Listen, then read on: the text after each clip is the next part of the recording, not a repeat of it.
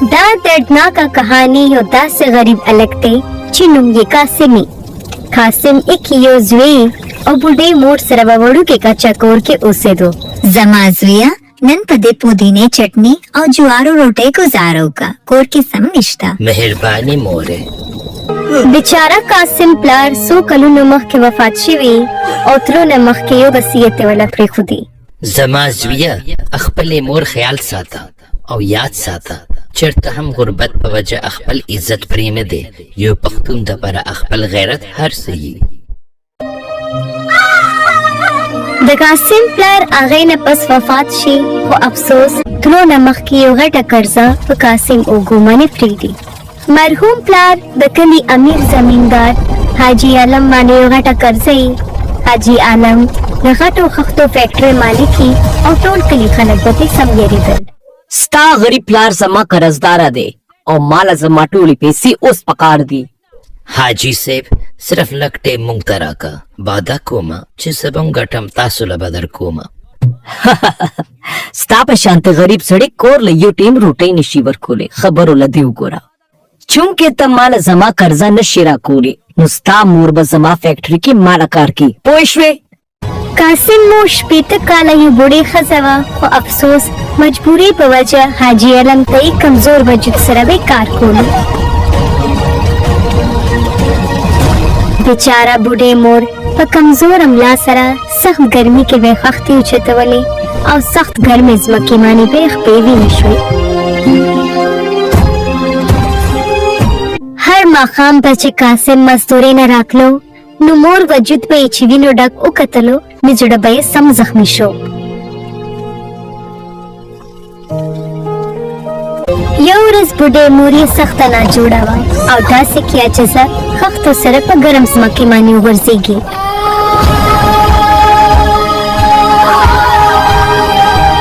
ای بېکارې ښځې لږې خښتې نشي اوچتولی. پاسه ماله کار وکړه.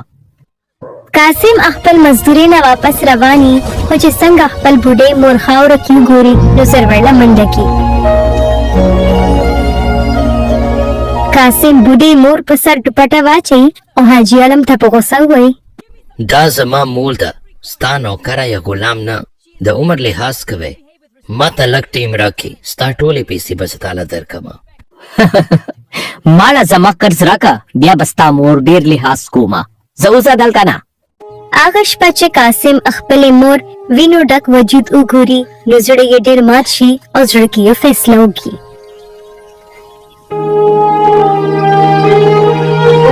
بس سهار نه قاسم خپل دکان وړوکې نوکري همیشه دپاره پرېږدي او ماما کور طرف را روان شي.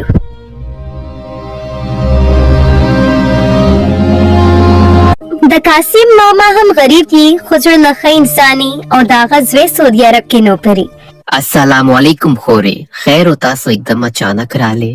وروره خو دې دپاره زمونږه مدد وکړه. قاسم هم په سعودي کې نوکر کې مونږه ډېر تکلیف کې یو. خورې زندگی الته هم آسانه نه دی خو زه د غازي سختي ته دې زی بېعزتي نه ښه دی. غریبه بوډۍ مور د قاسم ټکټ پیسو دپاره خپل واده ګوتمه خرڅه کړي. دا زما تمام زندگی یادګاره ګوتمه وه. دا والې مهرباني یې بې دا ستاسو پیسې والې. یو هفته پس د قاسم طلوع ټایم راشي او مور یې سخت خپي.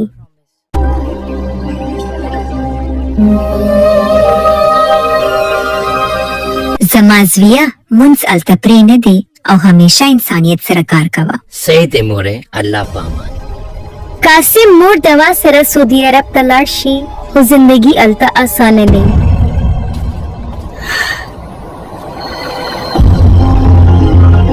قاسم په یو وړوکي رسټورانټ کې کار پیدا کو. هره ورځ به یې څښا لوښي مینځل. ګرمو اوبو او صابون په وجې لاسونه ټول چاود شول.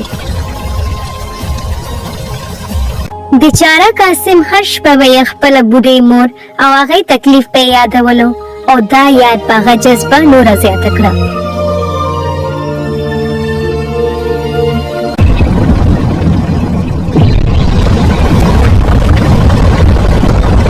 بوډۍ مور به هم خپل زوی دپاره پوره شپه به ویښه وه او زړه نه به یې دعاګانې کولې.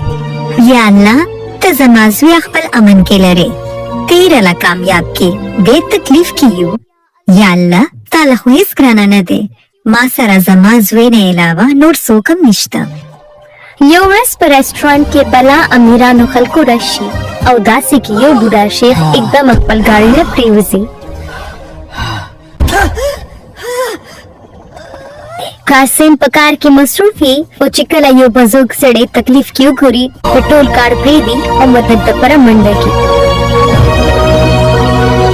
एम्बुलेंस लकॉलो के खलको म परेशान کړی انکل ز تاسو سره یم قاسم بوډا شیخ نږدې هسپتال نه بوزي او چې څونه پرې هوش کې نه راغلی پوره شپه ورله انتظار کوي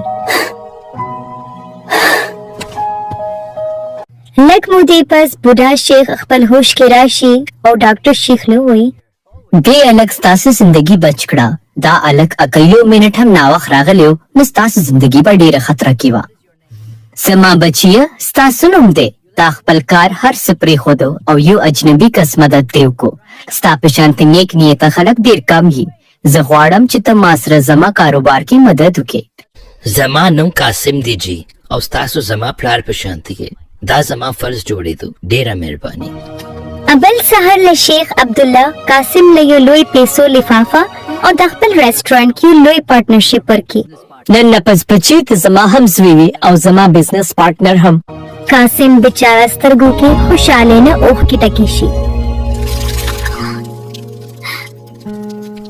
اوس قاسم د یو غټ عالیشان ریسټورانټ ډایرکټر امي او لوی پارټنر امي Come on, be quick. We have a lot of orders waiting. Keep it moving, team.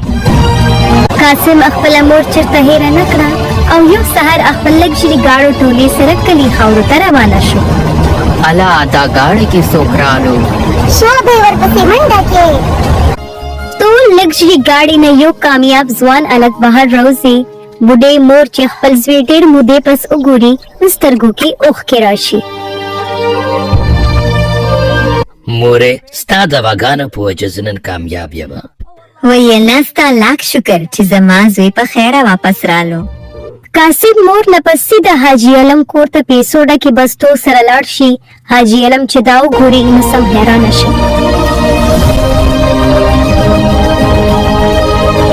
زما مرحوم پلار قرض ختم شو خو یاد ساته غریبي شرم نه دی ظلم شرم دی حاجي علم چې قاسم دا خبره اوري نو شرمنې سترګې لاندې شي لږ مودې پس قاسم خپلې بوډۍ مور له کلي کې یو غټ کور بنګله جوړه کړي